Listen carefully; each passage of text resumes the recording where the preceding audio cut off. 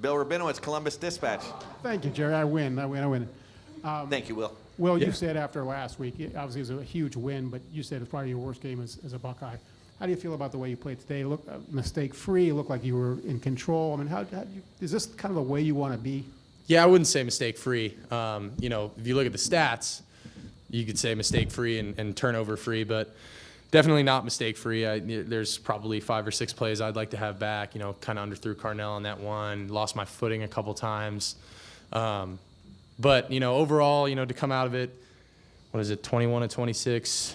That's solid, and I'm proud of how I took care of the ball today, and that's a big emphasis for us. So coming off after last week, this is a solid performance, but not perfect by any means, and I still got a lot of stuff to clean up. So that's how I like to approach these things. I'm never satisfied. Over to the left, Jeff Gilbert, Press Pros.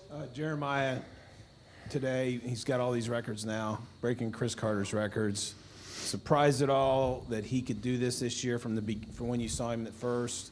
How do you feel for him? And obviously everybody knows he's got a huge. Yeah, I'm not surprised in the slightest, man. He's, as a freshman, I think he's, if not the one of, I think he's the best receiver in the country. I think we have the 3 best receivers in the country on our team. I'm biased, but I'm lucky, man. To have guys like that, doing what they're doing. I knew Jeremiah was going to be special, from the first time I met him, and he's just continued to get better and better, and he's a great kid, and I'm really happy for him getting that record today. But nobody really was shocked. Everyone was kind of like, oh yeah, JJ's just kind of doing his thing again, and he's unbelievable. So I'm happy for him, and he's just going to continue to get better and better. Over to the right, Tim May, Letterman Row. Yeah, following up on that, Will, what sets him apart? Is it his reliability? Is it his accountability to be in the right place at the right time most of the time? You understand what I'm saying? Mm-hmm. He's a freshman out there playing like an upperclassman. I think it's the way he carries himself. He runs unbelievable routes. He's one of the fastest guys on our team. He's physical. But I think one of the biggest things about him is how he carries himself, and just I know Coach Kelly said it a couple weeks ago, but you couldn't tell he's an 18-year-old kid out there. He just looks like a vet. It looks like he's been doing it for a long time. And does he have freshman moments? Of course everybody does. But overall, if you look at he doesn't have missed assignments. He's always kind of where he needs to be. He knows what's going on, and for a freshman to step into an offense like this, of this caliber, and to not skip a step, and to know what he's doing all the time, that's special, and that's, I think, what really separates him from the rest of the pack. Over to the left, Cameron Teague Robinson, The Athletic. Will, I know against Penn State you had 12 carries. Today you had 9. I know 3 of those came in the red zone, but for you, in terms of running in the read game, is that a conscious effort from the coaching staff telling you to pull this more, or is that you just understanding and reading more than maybe you were earlier in the year? Yeah, I don't think it's really anything like I don't think coming into this game we were expecting me to run that much. It's kind of just built in, and it's hey, if the DN crashes, then I'm going to pull the ball. Obviously in the red zone, my feet, it becomes a little bit more importance. I'm going to get new cleats, by the way. So just so you guys know, I'm slipping way too much, and I look way too unathletic at times. I'm going to get new cleats next week, and yeah, we'll fix that. It won't be happening anymore. Over to the right, Dylan Davis, Delaware Gazette. Well, I know you can't try to do this, but I think 8 different receivers had a catch today. Does it feel better after a win when you've been able to spread the ball around like that and get a lot of guys involved? Oh yeah, in the game? That means that we got everybody's clicking, man. And when you get 8 guys involved, that's huge. That means that the twos are ready, to step in when they have to, and that means the ones we can, those first guys can come out and take a break if they need it, and it fires me up. That's a good sign. That means that everybody's locked in. Everybody's, there's really not much drop off, and from the ones to the twos, and that's crazy to say when I just said that our 3 starters are the best in the country. To say that our backups isn't a huge fall off it's saying something. We got a lot of talent in that room, and the tight ends. I think the tight ends are doing some really good things too. So yeah, it's encouraging, and we want to be playing our best football in November. And I think today was a good step. Got to learn from some things and just keep it going. Over to the left, Doug Maurice, Kings of the North.